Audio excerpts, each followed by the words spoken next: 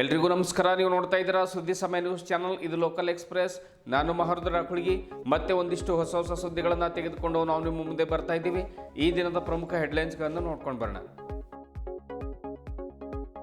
ರೈತರು ಬೆಳೆಯುವ ಕಬ್ಬಿಗೆ ನಿಗದಿಯಾಯಿತು. ಒಂದು ಬೆಲೆ 2950 ರೂಪಾಯಿಗೆ ಒಪ್ಪಿಕೊಂಡು ಪ್ರತಿಭಟನೆ ಹಿಂಪಡೆದ ರೈತರು.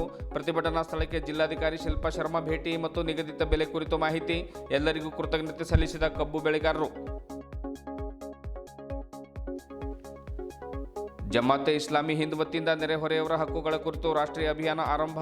ನವೆಂಬರ್ 21ರಿಂದ 30ರವರೆಗೆ ಅಭಿಯಾನ ಜರುಗಲಿದೆ. ಮಾದರಿ ನೆರೆಹೊರೆ ಮಾದರಿ ಸಮಾಜ ಎಂಬ ಶೀರ್ಷಿಕೆಯಡಿ ನಡೀತಾ ಇದೆ. ಮೊಹಮ್ಮದ್ ನಿಜಾಮುದ್ದೀನ್ ಮಾಹಿತಿ.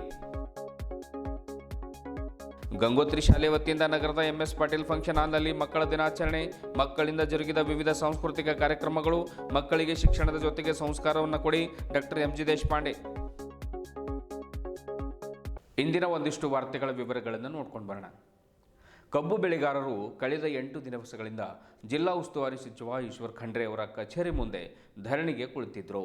ಅತಿಯಾದ ಮಳೆಯಿಂದಾಗಿ ಎಲ್ಲ ಬೆಳೆಗಳು ನಾಶ ಆಗಿತ್ತು. ಕೊನೆಗೆ ಕಬ್ಬಿಗಾದರೂ ಒಂದು ಸರಿಯಾದ ಬೆಲೆ ಕೊಡಿ ಎಂದು ಪ್ರತಿಭಟನೆ ಮಾಡ್ತಾ ಇದ್ರು.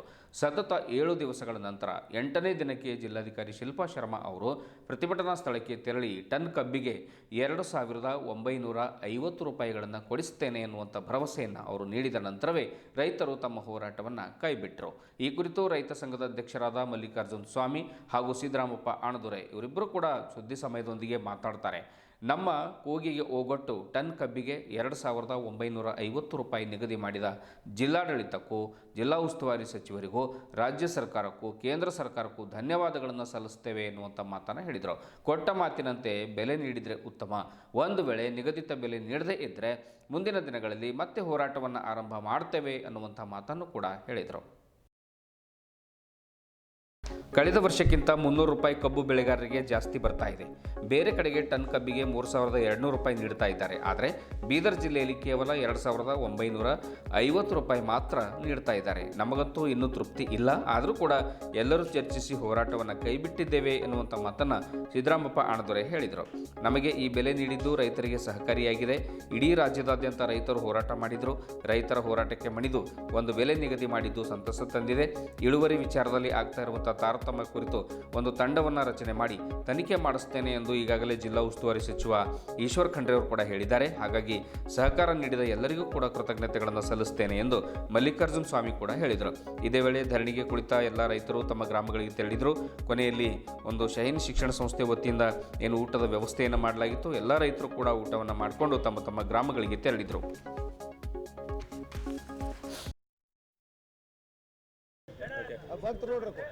ಇವತ್ತ ಸತತವಾಗಿ 8 ದಿವಸ ಆಯಿತು.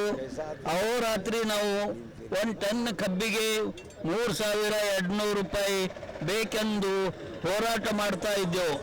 ಆದರೆ 2-3 ದಿವಸ ಹಿಂದೆ ನಮ್ಮ ಉಸ್ತುವಾರಿ ಮಂತ್ರಿ ಬಂದು ನಮ್ಮ ಕೂಡ ಚರ್ಚೆ ಮಾಡಿದವರು. ಅವ್ರು ಚರ್ಚೆ ಮಾಡಿದಾಗ ನಾವು 2900 ರೂಪಾಯಿ ಕೊಡ್ತಾ ಅಂತ ಹೇಳಿದರು. ಅದಕ್ಕೆ ನಾವು ಒಪ್ಪಲಿಲ್ಲ. ಮತ್ತು ನಮ್ಮ ಹೋರಾಟ ಧರಣಿ ಸತ್ಯಾಗ್ರಹ ಹಾಗೆ ಮುಂದೂಡಿತು. ಇವಾಗ ಏನದು ಇವತ್ತಿನ ದಿವಸ ಮತ್ತು DC ಅವರು ಕರೆದು ಏನಾದ್ರು ಕೊಡ್ತೀನಿ ಅಂತ ಹೇಳ್ತಾರೆ. ಆದರೆ ಹೋದರ್ಸಿನಕ್ಕಿಂತ 300 ರೂಪಾಯಿ ಹೆಚ್ಚಿಗೆ ಹೊಂಟವು. ನಮಗೆ ಸ್ವಲ್ಪ 300 ಆಗಲಿ 300 ಆಗಲಿ 350 ರೂಪಾಯಿ ಆಗಲಿ ಹೆಚ್ಚಿಗೆ ಹೊಂಟವ. ಆದರೆ ಏನದಂದ್ರೆ ನಮಗೆ ತೃಪ್ತಿ ಆಗ್ತಾ ಇಲ್ಲ. ನಾವು 3200 ರೂಪಾಯಿ ಬೇಡಿದದ, ಅವ್ರು ಏನಾದ್ರು ಕಡಿಮೆ ಕೊಡ್ತಾರೆ. ಈ ಎಲ್ಲರೂ ನೋಡೋರು ಹೊಂದಾಣಿಕೆ ಮಾಡ್ಕೊಂಬಾರ ಅಂತ ಎಲ್ಲರಿಗೂ ಒಪ್ಪಿಗೆ ಕೊಟ್ಟಿದಾಗ ಮಾತ್ರ ನಾವು ಈ ಹೋರಾಟ ಕೈ ಬಿಟ್ಟಿದ್ದೆವು. ಇವತ್ತು ನಮ್ಮ ಹೋರಾಟ 9ನೇ ದಿನಕ್ಕೆ ಕಾಲಿಟ್ಟಿದೆ ಮತ್ತು ಅಹೋರಾತ್ರಿ ಧರಣಿ 8ನೇ ದಿನಕ್ಕೆ ಕಾಲಿಟ್ಟಿದೆ. ಸತತವಾಗಿ ಹಗಲು ರಾತ್ರಿ ಜಿಲ್ಲೆಯ ರೈತರು, ವಯಸ್ಕರು ಮತ್ತು ಪ್ರಗತಿಪರರು ಮತ್ತು ಎಲ್ಲ ಜಿಲ್ಲೆಯ ಸಂಘಟನೆಗಳ ಮುಖಂಡರು ಕೂಡಿ ಸಂಯುಕ್ತ ಕಿಸಾನ್ ಮೋರ್ಚಾ ವತಿಯಿಂದ ಇದೇನು ಹೋರಾಟ ಹಮ್ಮಿಕೊಂಡಿವಿ. ಇವತ್ತು ರೈತರಿಗೆ ಒಂದು ಸ್ವಲ್ಪ ಆದರೂ ನ್ಯಾಯ ಸಿಕ್ಕಿದೆ ಅಂತ ನಾನು ಖುಷಿಯಾಗಿಲ್ಲ, ಅತ್ಯಂತ ಖುಷಿನೂ ಆಗಿಲ್ಲ. ಸ್ವಲ್ಪ ಏನೋ ನ್ಯಾಯ ಸಿಕ್ಕಿದೆ. ಅದಕ್ಕೆ ಮುಂದೆ ಬರ್ತಕ್ಕಂಥ ದಿನಗಳಲ್ಲಿ ಏನು ಕೇಂದ್ರ ಸರ್ಕಾರ ಸಕ್ಕರೆ ಬೆಲೆ ಹೆಚ್ಚಿಗೆ ಮಾಡೋದ, ಅದಕ್ಕೆ ನಮ್ಮ ದೇಶದ ಪ್ರಧಾನಮಂತ್ರಿ ಮೋದಿಯವರು ಮತ್ತು ಪ್ರಹ್ಲಾದ್ ಜೋಶಿಯವರು ಮತ್ತು ನಮ್ಮ ರಾಜ್ಯದ ಮುಖ್ಯಮಂತ್ರಿ ಈ ನಿಟ್ಟಿನಲ್ಲಿ ಅವು ಕೆಲಸ ಆಗೋವರೆಗೆ ನಮ್ಮ ಹೋರಾಟ ಮುಂದುವರಿತದೆ. ನಮ್ಮ ಜಿಲ್ಲಾಧಿಕಾರಿ ಮೇಡಮ್ ಮತ್ತು ಎಸ್ ಪಿ ಸಾಹೇಬರು ನಮಗೆ ಬಹಳ ಹೋರಾಟಕ್ಕೆ ಬೆಂಬಲ ಕೊಟ್ಟರ ಮತ್ತು ಇದು ಎಲ್ಲ ಪೊಲೀಸ್ ಇಲಾಖೆ ಜಿಲ್ಲಾಡಳಿತ ಎಲ್ಲರಿಗೂ ಈ ಒಂದು ವೇದಿಕೆ ಮುಖಾಂತರ ಅಭಿನಂದನೆ ಸಲ್ಲಿಸ್ತೇವೆ. ಅದೇ ರೀತಿ ಮಾಧ್ಯಮ ಮಿತ್ರರು, ಪತ್ರಿಕಾ ಮಿತ್ರರು ಎಲ್ಲರೂ ನಮ್ಮ ರೈತರ ಬೆನ್ನಿಗೆ ನಿಂತು ಹಗಲು ರಾತ್ರಿ ಸರ್ಕಾರ ಕಣ್ಣು ತೆರೆಸ್ತಕ್ಕಂಥದ್ದು ಮಾಡ್ಯಾರ. ಎಲೆಕ್ಟ್ರಾನಿಕ್ ಮೀಡಿಯಾ, ಪತ್ರಿಕಾ ಮಾಧ್ಯಮ ಎಲ್ಲರಿಗೂ ನಮ್ಮ ರೈತರ ಪರವಾಗಿ ತುಂಬು ಹೃದಯದ ಸ್ವಾಗತವನ್ನು ಹೇಳುತ್ತೇವೆ ಮತ್ತು ಧನ್ಯವಾದವನ್ನು ತಿಳಿಸ್ತೇವೆ. ಮತ್ತು ನಮ್ಮ ರೈತರ ಹೋರಾಟ ಇದು ನಿರಂತರ ಇರ್ತದೆ. ಇದು ಇವತ್ತಿನ ಈ ಒಂದು ಹೋರಾಟ ಇತ್ತು, ಇದು ಇಲ್ಲಿಗೆ ಮುಗಿಸ್ತೀವಿ ಮತ್ತು ರೈತರ ಇನ್ನೂ ಯಾವುದೇ ಸಮಸ್ಯೆ ಬಂದರೂ ನಾವು ಹೋರಾಟವನ್ನು ಮಾಡ್ತೀವಿ, ರೈತರಿಗೆ ಒಂದು ಶಕ್ತಿ ತುಂಬ್ತೀವಿ ಅಂತ ಈ ಮುಖಾಂತರ ಹೇಳ್ತೀನಿ. ರೈತರ ಹೋರಾಟಕ್ಕೆ ರೈತರ ಹೋರಾಟಕ್ಕೆ ರೈತರ ಹೋರಾಟದ ಒಂದು ಶಕ್ತಿಯಿಂದ ಇವತ್ತು ಕರ್ನಾಟಕದಲ್ಲಿ ಮಾನ್ಯ ಮುಖ್ಯಮಂತ್ರಿಗಳು ಕೇಂದ್ರ ಸರ್ಕಾರದಲ್ಲಿ ಮೋದಿಯವರ ಜೊತೆಯಲ್ಲಿ ಚರ್ಚೆಯನ್ನು ಮಾಡಿ ಮೊದಲ 30 ರೂಪಾಯಿ ಸಕ್ಕರೆ ರೇಟ್ ಇತ್ತು, ಈಗ 40 ರೂಪಾಯಿ ಮಾಡ್ತಕ್ಕಂಥ ವ್ಯವಸ್ಥೆ ಮಾಡಿ ರೈತರಿಗೆ ಅನುಕೂಲ ಆಗ್ತಕ್ಕಂಥ ದರ ಕೊಡಲಿಕ್ಕೆ ನಮಗೆ ಶಕ್ತಿ ಕೊಡಿ ಅಂತಕ್ಕಂಥ ಮೆಮೊರಂ ಕೂಡ ನಮ್ಮ ಸಿದ್ದರಾಮಯ್ಯ ಸಾಹೇಬರು ಇಟ್ಟಿದ್ರು. ಅದೇ ಪ್ರಕಾರ ನಮ್ಮ ಬೀದರ್ ಜಿಲ್ಲೆಯಲ್ಲಿ ಈಶ್ವರ್ಜಿ ಖಂಡ್ರೆ ಅವರು ಕೂಡ ರೈತರ ಮೇಲೆ ಕಳಕಳಿ ತೋರಿಸಿ ನಾನು ಏನಾದ್ರು ನಿಮಗೆ ಹೆಚ್ಚಿನ ಅಂತಕ್ಕಂಥ ಕೆಲಸ ಮಾಡ್ತೀನಿ, ನಿಮ್ಮ ಹೋರಾಟ ಸ್ಥಗಿತಗೊಳಿಸಿ ಅಂತ ಹೋಗಿದ್ರು.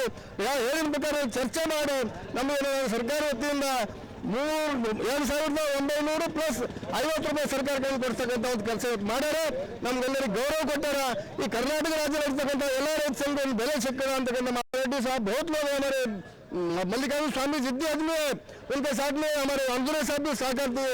57 साल के हमारे शेरा माशीमठ साहब भी उम्र उनका पूरा अनुभव यहाँ पर उपस्थित करें. ये सब लोगों का सहकार के हिसाब से हमारे जो किसानों को गौरव धन डीसी साहब और एसपी साहब का सहकार हुआ. सभी मीडिया वाले भी सहकार करें. ये जो है हमारे निरंतर होराट को उनके मान दे सके हुआ बोलते मैं इतना कहकर मेरा बात समाप्त करता हूँ. जय हिंद, जय कर्नाटक. ಕರ್ನಾಟಕ ರಾಜ್ಯ ರೈತ ಸಂಘ ಎಕ್ಸಿಕ್ಯೂಟಿವ್ ಡೈರೆಕ್ಟರ್ನಾಗಿ ಇಲ್ಲಿ ಬೀದರ್ ಜಿಲ್ಲೆಯಾಗ ನಮ್ದೇನು ಕಬ್ಬಿನ ಸಮಸ್ಯೆ ಇತ್ತು. ಕರ್ನಾಟಕದಂತ ಪೂರ್ಣ ಏನಂತಂದ್ರೆ 3300 ರೇಟ್ ಕೊಡ್ತಾ ಇದ್ದಾರೆ. ನಮ್ಮಲ್ಲಿ ಯಾಕೆ ಕಡಿಮೆ ಅಂತ ನಮ್ಮ ಹೋರಾಟ ಆಯಿತು. ಹೋರಾಟ ವಿಷಯ ಖಾಸಿ ಏನಂತಂದ್ರೆ ನಮ್ಗೆ ಯಾಕಪ್ಪ ನಾವು ಕರ್ನಾಟಕದಾಗ ಇದ್ದೇವೇ ಇಲ್ಲ, ನಮ್ಗೆ ಯಾಕೆ ಈ ರೇಟ್ ಮಾಡ್ತೀರಿ, ಈ ಸಲ ನಮಗೆ ರಿಕವರಿ ಅಂತ ಯಾಕೆ ತೆಗಿತೀರಿ, ಎಲ್ಲ ಉದ್ದ ಹೆಸರು ಎಲ್ಲ ಕರಿ ಬೆಳೆ ಹೋಗ್ಯಾವ, ಕರಿ ಕಬ್ಬು ಒಂದೇವ, ಆ ಕಬ್ಬಿಗೆ ರೇಟ್ ಕೊಡ್ರಿ ಅಂತ ನಮ್ಮ ಬೇಡಿಕೆ ಇತ್ತು. ಆದರೆ ಅದರೊಳಗೆ ನಾವು ಕರ್ನಾಟಕದಲ್ಲಿ ಕೆಟ್ಟ ತುದಿಗಿದ್ದು ನಮಗೇನಾದ್ರು ಜಾಸ್ತಿ ಕೊಡೋದು ಬಿಟ್ಟು ಅವರಷ್ಟೇ ಕೊಟ್ಟರು ಸುಖ ನಾವು ಖುಷಿ ಪಡ್ತಿದ್ದೀವಿ ಹೊರತಾಗಿ ನಮಗೆ ನಿಮಗೆ ಇಂಥಲ್ಲ ಅಂಥಲ್ಲ ಏನಾದ್ರು ಕಾಲೇಜ್ ಎಜುಕೇಷನ್ ನಮ್ಗೆ ಕಡಿಮೆ ಕೊಡ್ತಾರೆ ಅನ್ನೋ ಸ್ವಲ್ಪ ಕೇಳಿ ಅನ್ನಿಸ್ತು. ಮತ್ತು ಹೋದರ್ಸ್ ಕೊಟ್ಟಿದ್ದು ನಮಗೆ 2650 ಇತ್ತು. ಆದರೂ ಸಹ ಈ ಸಲ ನಾವೆಷ್ಟು ಬಡದಾದ ಮೇಲೆ ಏನೋ ತುಡಿ ತುಪ್ಪ ಹಚ್ಚಿದಂಗೆ ಬೇರೆಯವ್ರಿಗೊಂದು ನಮಗೊಂದೇ ಆಗಲ್ಬೇಕು. ಇಷ್ಟುಗಳಿಗೆ ಏನು ಬೇಕಿದ್ದು ಇಷ್ಟು ರಿಕವರಿ ಯಾಕೆ ಕೊಡೋದಂತ ಚಾಲೆಂಜ್ ಮಾಡಿದ್ರು ಯಾರು ಬೇಗ ಡಿ ಸಿ ಡಿ ಸಿ ಅಲ್ಲಪ್ಪ ಜಿಲ್ಲಾ ರಾಜ ನೀನು ಯಾಕೆ ಚೌಕಸಿ ಮಾಡಲ್ಲ, ಯಾಕೆ ನೀವು ಫ್ಯಾಕ್ಟ್ರಿಯಾಗ ನೌಕರಿಗೆ ಇಡು, ನೀನು ಡಿ ಸಿ ಆಫೀಸ್ದು ನಮ್ಮ ರೈತನ ಮನುಷ್ಯ ಇಡು, ರಿಕವರಿ ಬರೋಬರಿ ಹಾಕಿಲ್ಲ ಅದು ತಿಳಿದಕ್ಕಾನೆ, ಅದು ಕಾಟ ಹೊಡ್ಲತ್ತಿರಲ್ಲ ಅಂತ ತಿಳಿದಕ್ಕಾನೆ. ಇದೆಲ್ಲ ವಿಷಯದಲ್ಲಿ ನೀವು ಮಾಡಿಸ್ಬೇಕಾಗ್ಯದ. ನೀವು ಮಾಡಿಸಿದ್ರೆ ನಮ್ಮದೆಲ್ಲ ಗೌರವ, ಸರ್ಕಾರ ಗೌರವ, ನಮ್ಮ ವಕೀಲರಿಗೆ ಅನ್ನದಾತ. ಈ ಬರ ಪರಿಸ್ಥಿತಿ ಮಳೆ ಅತಿವೃಷ್ಟಿದೆ, ತಾವು ಸ್ವಲ್ಪ ಸಹಕಾರ ಕೊಟ್ಟಂಗಿದ್ರೆ ಇದು ಖರೆ ನಮಗೆ ನ್ಯಾಯ ಕೊಟ್ಟು ಬೆಲೆ ಕೊಟ್ಟಂಗೆ ಮತ್ತೆ ನೀವು ಸಹಕಾರ ಕೊಟ್ಟರೆ ಅಂತ ಹೇಳಿ ಧನ್ಯವಾದ ಕೊಟ್ಟು ಇಲ್ಲೆಲ್ಲ ನಾವು ಹೇಳಿದ್ರೆ ಕುಂತ ನಮಗೆ ಎಲ್ಲ ಮಷಿನರಿಯನ್ನು ಸಹಕಾರ ಕೊಡ್ತು ಎಲ್ಲರೂ ಧನ್ಯವಾದ ಹೇಳಿ ನಾವು ನಮ್ಮ ಮನೆಗೆ ಇವತ್ತು ಹೋಯ್ತೇವೆ. ಮುಂದಿನ ಸಲ ಮತ್ತೆ ನೋಡೋಣ ನಮ್ಮ ಪರಿಸ್ಥಿತಿ ಸರ್ಕಾರ ಕೇಳ್ಕೊಂಬ ಅಂತೇಳಿ ನಾ 2 ಮಾತು ಮುಗಿಸ್ತೇನೆ. ನವೆಂಬರ್ 21ರಿಂದ 30ರವರೆಗೆ ಬೀದರ್ ನಗರದಲ್ಲಿ ಮಾದರಿ ನೆರೆಹೊರೆ ಮಾದರಿ ಸಮಾಜ ಎಂಬ ಶೀರ್ಷಿಕೆ ಅಡಿಯಲ್ಲಿ ನೆರೆಹೊರೆಯವರ ಹಕ್ಕುಗಳ ಕುರಿತು ರಾಷ್ಟ್ರೀಯ ಮಟ್ಟದ ಅಭಿಯಾನವನ್ನು ಹಮ್ಮಿಕೊಳ್ಳಲಾಗಿದೆ ಎಂದು ಜಮಾತೆ ಇಸ್ಲಾಮಿ ಹಿಂದ್ನ ಸದಸ್ಯರಾಗಿರುವಂತಹ ಮೊಹಮ್ಮದ್ ನಿಜಾಮುದ್ದೀನ್ ತಿಳಿಸಿದರು. ನಗರದ ಜಿಲ್ಲಾ ಪತ್ರಿಕಾ ಭವನದಲ್ಲಿ ಕರೆದ ಸುದ್ದಿಗೋಷ್ಠಿಯನ್ನು ಉದ್ದೇಶಿಸಿ ಮಾತನಾಡಿರುವಂತಹ ಅವರು ಈ ಅಭಿಯಾನದ ಪ್ರಯುಕ್ತ ಪ್ರವಚನಗಳು ನಡೀತಾ ಇವೆ, ಉಪನ್ಯಾಸಗಳು ನಡೀತವೆ, ಕರಪತ್ರಗಳ ವಿತರಣೆ ಮಾಡ್ತೇವೆ, ಕೌಟುಂಬಿಕ ಭೇಟಿಯನ್ನು ಮಾಡ್ತೇವೆ, ಸಾಂಸ್ಕೃತಿಕ ಕಾರ್ಯಕ್ರಮಗಳನ್ನು ಮಾಡಲಾಗುತ್ತೆ, ಟ್ರಾಫಿಕ್ ನಿಯಮಗಳ ಕುರಿತು ಜಾಗೃತಿಯನ್ನು ಮೂಡಿಸಲಾಗುತ್ತೆ ಹಾಗೂ ವಿದ್ಯಾರ್ಥಿ ಯುವಕರ ರ್ಯಾಲಿಗಳನ್ನು ಆಯೋಜಿಸಲಾಗಿದೆ, ಬೀದಿ ನಾಟಕಗಳನ್ನು ಆಯೋಜನೆ ಮಾಡಲಾಗಿದೆ ಎನ್ನುವಂಥ ಮಾತನ್ನು ಹೇಳಿದರು. ಸಾರ್ವಜನಿಕರು ಹೆಚ್ಚಿನ ಸಂಖ್ಯೆಯಲ್ಲಿ ಪಾಲ್ಗೊಂಡು ಯಶಸ್ವಿಗೊಳಿಸಬೇಕು ಅಂತ ಅವರು ಕೋರಿಕೊಂಡರು. ಆಮೇಲೆ ಸಮಾಜದ ಮುಂದೆ ನೆರೆಹೊರೆಯವರ ಹಕ್ಕುಗಳು, ಕರ್ತವ್ಯಗಳು, ಪರಸ್ಪರ ಕಾಳಜಿ, ಸಹಕಾರ ಕುರಿತು ಒಂದು ಶುಚಿತ್ವ ಹಾಗೂ ಇನ್ನಿತರ ಹೊಣೆಗಾರಿಕೆಯ ಕುರಿತು ಪ್ರೇರೇಪಣೆ ನೀಡುವುದೇ ಈ ಅಭಿಯಾನದ ಮುಖ್ಯ ಉದ್ದೇಶವಾಗಿದೆ ಎನ್ನುವಂಥ ಮಾತನ್ನು ಕೂಡ ನಿಜಾಮುದ್ದೀನ್ ಅವರು ಹೇಳಿದರು. ಜಮಾತೆ ಇಸ್ಲಾಮಿ ಹಿಂದ್ನ ರಾಜ್ಯ ಸಲಹಾ ಮಂಡಳಿ ಸದಸ್ಯ ಮೊಹಮ್ಮದ್ ಆಸಿಫುದ್ದೀನ್ ಮಾತನಾಡ್ತಾ, ಈ ಅಭಿಯಾನದ ಪ್ರಯುಕ್ತ ವಿದ್ಯಾರ್ಥಿಗಳಿಂದ ಬೀದಿ ನಾಟಕಗಳು ಮಾಡಿಸಲಾಗ್ತಾ ಇದೆ, ಜಿಮ್ಗಳಲ್ಲಿ ಮತ್ತು ಆಟದ ಮೈದಾನಗಳಲ್ಲಿ ಜಾಗೃತಿಯನ್ನು ಮೂಡಿಸಲಾಗ್ತಾ ಇದೆ, ಜುಮ್ಮಾ ಮಸೀದಿಯಲ್ಲಿ ವಿಶೇಷ ಕಾರ್ಯಕ್ರಮಗಳನ್ನು ಹಮ್ಮಿಕೊಳ್ಳಲಾಗಿದೆ, ಉಪನ್ಯಾಸಗಳು, ಶುಕ್ರವಾರದ ದಿವಸ ಜಾಗೃತಿ ಉಪನ್ಯಾಸ ನಡೀತಾ ಇವೆ, ನೆರೆಹೊರೆಯವರ ಕರ್ತವ್ಯ, ಪರಸ್ಪರ ಶಿಸ್ತು, ಸಂಯಮ, ಅವರ ಹಕ್ಕುಗಳು, ಸಹಕಾರ ಈ ಕುರಿತು ಜಾಗೃತಿಯನ್ನು ಮಾಡಲಾಗ್ತಾ ಇದೆ ಎನ್ನುವಂಥ ಮಾತನ್ನು ಹೇಳಿದರು. ಇದೇ ವೇಳೆ ಸುದ್ದಿಗೋಷ್ಠಿಯಲ್ಲಿ ಡಾಕ್ಟರ್ ಇರ್ಷಾದ್ ನವೀದ್, ಮೊಹಮ್ಮದ್ ಆರಿಫುದ್ದೀನ್, ಸೈಯದ್ ಅತೀಕುಲ್ಲಾ, ಆಸ್ಮಾ ಸುಲ್ತಾನ, ತೌಹೀದ್ ಸಿಂಧೆ ಸೇರಿದಂತೆ ಇನ್ನು ಅನೇಕರು ಉಪಸ್ಥಿತರಿದ್ದರು. कहा कि खुदा की कसम वो मुसलमान, वो व्यक्ति जन्नत में, स्वर्ग में नहीं जाएगा, चाहे वो कितना भी नेक अमल और भक्ति और इबादत कर ले। पूछा गया कौन नहीं जाएगा, कहा कि जिससे उसका पड़ोसी खुश न हो और उसकी तकलीफ से महफूज न हो। ये तालीम हम पूरे हमारे देश के वासियों को, हमारे यहाँ के पूरे शहरियों को, बंदगान खुदा के सामने हम इस तालीम को आम करना चाहते हैं। भाइयों, यहाँ मैं ये बात कहना चाहूँगा कि जमात इस्लामी अपना एक नेशनल लेवल पर मीडिया हाउस रखती है और आप उसके फेसबुक पर अगर चले जाएं जमात इस्लामी हिंद, तो आप देखेंगे कि गुज़िश्ता दिनों नेशनल लेवल पे इस कैंपेन के लिए किस बैकग्राउंड में ये कैंपेन मनाया जा रहा है और इसके एम्स ऑब्जेक्ट्स क्या हैं, और हमारा इस्मानियन और उर्दू में रफीक मंजिल बोल के है, वो स्पेशल इश्यूज निकल रहे हैं। इसी तरह कर्नाटका राज्य में, हमारे राज्य में यहाँ पर 2 कन्नड़ा में खास तौर से हमारे ऑर्गन्स हैं, पीरियडिकल्स हैं। एक है सन्मार्गा वीकली, ये इसके स्पेशल इशू आ रहे हैं, वो आप तक पहुंचाएंगे। इसी तरह लेडीज का स्पेशल इशू मंथली निकलता है कन्नड़ा में, उसका नाम है अनुपमा। अनुपमा का भी स्पेशल इशू आ रहा है। इसी के साथ साथ हमारे प्रोग्राम्स में, चूंकि आप पत्रिका पर्सन्स हैं, आप मीडिया पर्सन हैं, इसलिए मैं ये मीडिया के प्रोग्राम पहले रख रहा हूं। ಕೂಡ ಮತ್ತೇನಂತಂದ್ರೆ ನಮ್ಮ ಬೀದರ್ ಒಂದು ಕಾರ್ಯಕ್ರಮಗಳನ್ನು ನಾನು ಹೇಳಬೇಕಾದ್ರೆ, ಇವತ್ತು 20ನೇ ತಾರೀಕು ನಾವಿವತ್ತು ಪತ್ರಿಕಾಗೋಷ್ಠಿಯನ್ನು ಮಾಡ್ತಾ ಇದ್ದೇವೆ. ಇದರ ಉದ್ದೇಶ ತಾವು ಕೂಡ ಏನಂತಂದ್ರೆ ಈ ಒಂದು ಒಳ್ಳೆಯ ಕಾಜ್ನಲ್ಲಿ ಸಹಕಾರ ಬೇಕು. ಸಮಾಜವನ್ನು ತಿದ್ದಲಿಕ್ಕೆ, ಸಮಾಜದ ಕೆಡಕನ್ನು ದೂರ ಮಾಡಲಿಕ್ಕೆ ಪತ್ರಿಕೆಗಳು, ಮಾಧ್ಯಮ ಅತಿ ಮುಖ್ಯವಾದಂಥ ಒಂದು ಪಾತ್ರವನ್ನು ವಹಿಸ್ತವೆ. ಕಾರಣ, ನಮ್ಮ ಕಳಕಳಿ ವಿನಂತಿ ಏನು ಅಂತಂದ್ರೆ, ತಾವು ನಮ್ಮ ಮಾತನ್ನ ಜನರ ಹತ್ತಿರ ಒಯ್ಯಬೇಕು ಅನ್ನುವಂಥದ್ದು ಒಂದು ಕಳಕಳಿ. ಅದಕ್ಕೆ ಇವತ್ತು ಪತ್ರಿಕಾಗೋಷ್ಠಿಯನ್ನು ನಾವು ಇಟ್ಕೊಂಡಿದ್ದೇವೆ. ಎರಡನೇದಾಗಿ, ನಾಳೆ 21ನೇ ತಾರೀಕು ಶುಕ್ರವಾರ ನಮ್ಮ ಅಭಿಯಾನದಲ್ಲಿ 2 ಶುಕ್ರವಾರಗಳು ಬರ್ತಾ ಇವೆ, 21 ಹಾಗೆ ಅಂತ 28ನೇ ತಾರೀಕು. ಈ 2 ದಿವಸ ಎಲ್ಲಾ ಮಸೀದಿಯಲ್ಲಿ ಆ ಶುಕ್ರವಾರದ ಪ್ರವಚನದಲ್ಲಿ ಅಂತಂದ್ರೆ, ಮುಸ್ಲಿಮರಿಗೆ ನೀವು ನೆರೆಹೊರೆಯುವ ಜೊತೆಯಲ್ಲಿ ಒಳ್ಳೆಯ ಸಂಬಂಧವನ್ನ ಹೊಂದಿ ಅನ್ನುವಂತ ಮೆಸೇಜ್ ಅನ್ನು ನಾವು ಕೊಡೋಕೆ ಬಯಸ್ತಾ ಇದ್ದೀವಿ. ಎಲ್ಲಾ ಮಸೀದಿಯಲ್ಲಿಯೂ ಕೂಡ, ಬೀದರ್ನಲ್ಲಿ ಏನೆಲ್ಲ ಮಸೀದಿ ಇದಾವ ಎಲ್ಲರಿಗೂ ಕೂಡ ಏನಂತಂದ್ರೆ ನಾವು ಶುಕ್ರವಾರದ ಪ್ರವಚನದಲ್ಲಿ ಇವುಗಳನ್ನು ನಾವು ಅವರಿಗೆ ಜ್ಞಾಪಿಸ್ತಾ ಇದ್ದೇವೆ. ಡಿಷನ್ ಫಂಕ್ಷನ್ ಹಾಲ್ ವರೆಗೆ ಇದು ರ್ಯಾಲಿ ನಡೀತಾ ಇದೆ. ಅದರಲ್ಲಿ ತಮ್ಮ ಒಂದು ಸ್ಟ್ರೀಟ್ ನಲ್ಲಿ ರ್ಯಾಲಿಯನ್ನು ಮಾಡಿ ಅವರು ನೇಮ್ ಪ್ಲೇಟ್ ಅನ್ನ ತಗೊಂಡು ಒಂದು ಸಂದೇಶವನ್ನು ಅವರು ಮಕ್ಕಳು ಕೊಡಲಿದ್ದಾರೆ. ಇದು ಮಕ್ಕಳ ಕಾರ್ಯಕ್ರಮ.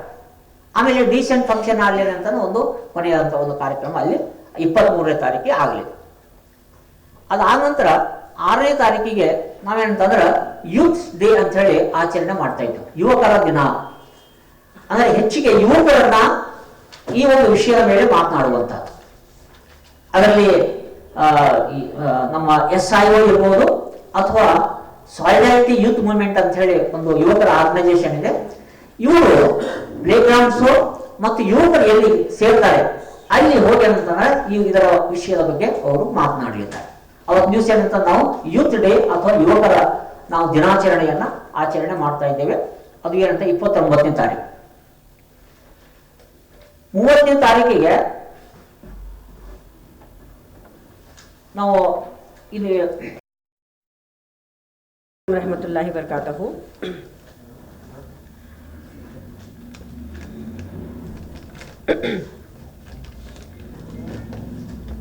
अस्सलाम वालेकुम रहमतुल्लाहि बरकातहू।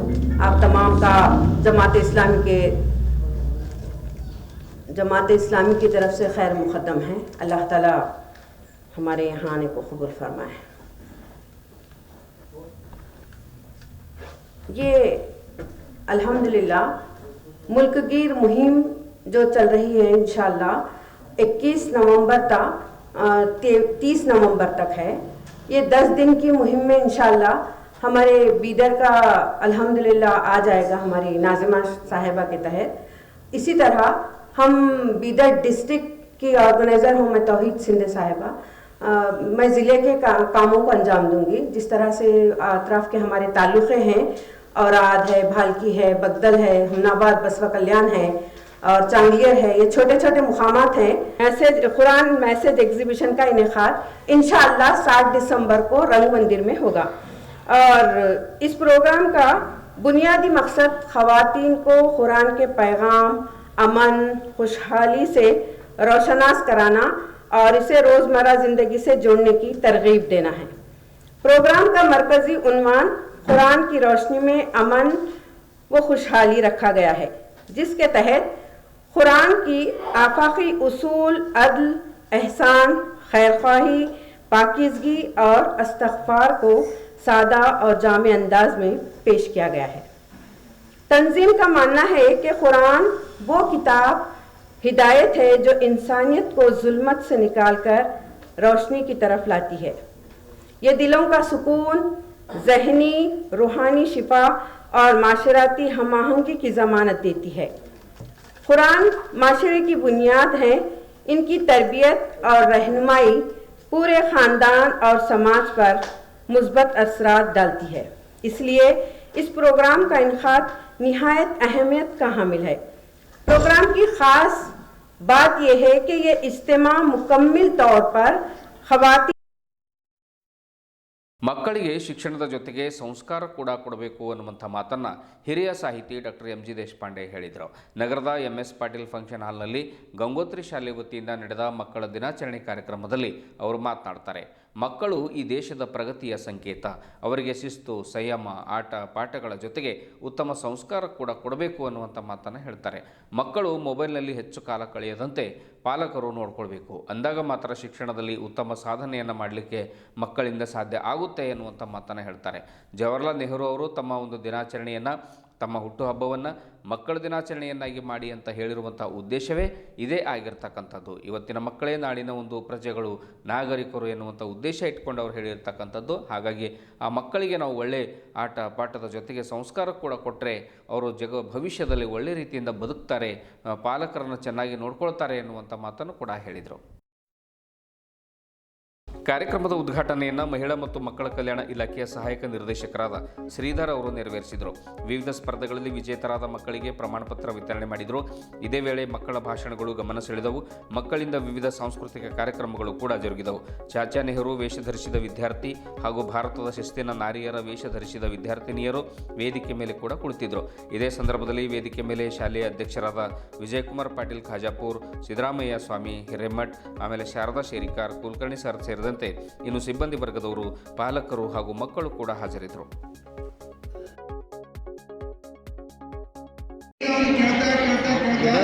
ಗುಲಾಬಿ ಹೂವು ಕೇಳ್ತಾನ ಜೀವನ ಅಂದ್ರೆ ಏನು? ಆ ಗುಲಾಬಿ ಹೂವು ಬಹಳ ಸುಂದರವಾಗಿ ಹೇಳ್ತಾರೆ. ಏನಂತಂದ್ರೆ ಅರಳುವುದೇ ಜೀವನ, ಅರಳುವುದೇ ಜೀವನ. ಯಾಕಂತಂದ್ರೆ ಅರಳುವುದು ಯಾಕೆ ಜೀವನ ಅಂದ್ರೆ ನೋಡ್ರಿ, ಎಲ್ಲ ಗುಲಾಬಿ ಹೂವು ನೋಡಿದ್ರಲ್ಲ, ಮುಳ್ಳಿರ್ತಾವ. ಮುಳ್ಳದ ಯಂತ್ರದ ದಾಳಿಯಿಂದಲೂ ನಿರಂತರ ಪ್ರಜೆಗಳು ಭವ್ಯ ಭಾರತದ ಪ್ರತಿಬಿಂಬವಾಗಿ ಮಕ್ಕಳು ಬೆಳೆಯಬೇಕಾಗಿದೆ. ಅವರಿಗೆ ಒಳ್ಳೆಯ ಸಂಸ್ಕಾರ ಕೊಡಬೇಕಾಗಿದೆ. ಅವರಿಗೆ ಸಂಸ್ಕಾರ ಕೊಟ್ಟಾಗ ಮಾತ್ರ ಒಳ್ಳೆಯ ರೀತಿಯ ಶಿಕ್ಷಣವನ್ನು ಪಡ್ಕೊಂಡಾಗ ಮಾತ್ರ ನಮ್ಮ ಭಾರತ ವಿಶ್ವದ ಆಗಲಿಕ್ಕೆ ಸಾಧ್ಯ ಆಗ್ತದೆ. ಯಾಕೆಂದರೆ ಭಾರತದ ಅನೇಕ ಜನ ವೈದ್ಯರು, ಡಾಕ್ಟರು, ಇಂಜಿನಿಯರ್ಸ್ಗಳು ವಿದೇಶದಲ್ಲಿ ಕೂಡ ಕೆಲಸ ಮಾಡ್ತಾ ಇದ್ದಾರೆ. ಅದಕ್ಕಾಗಿ ಆ ಒಂದು ಮಕ್ಕಳ ಭವಿಷ್ಯ ಉಜ್ವಲ ಆಗಲಿ. ಪಾಲಕರು ಅವರಿಗೆ ಸಂಸ್ಕಾರ ಕೊಡಿ. ತಮ್ಮೆಲ್ಲರಿಗೂ ಕೂಡ ಮತ್ತೊಮ್ಮೆ ಧನ್ಯವಾದಗಳನ್ನು ಸಲ್ಲಿಸ್ತೇನೆ. ಧನ್ಯವಾದ.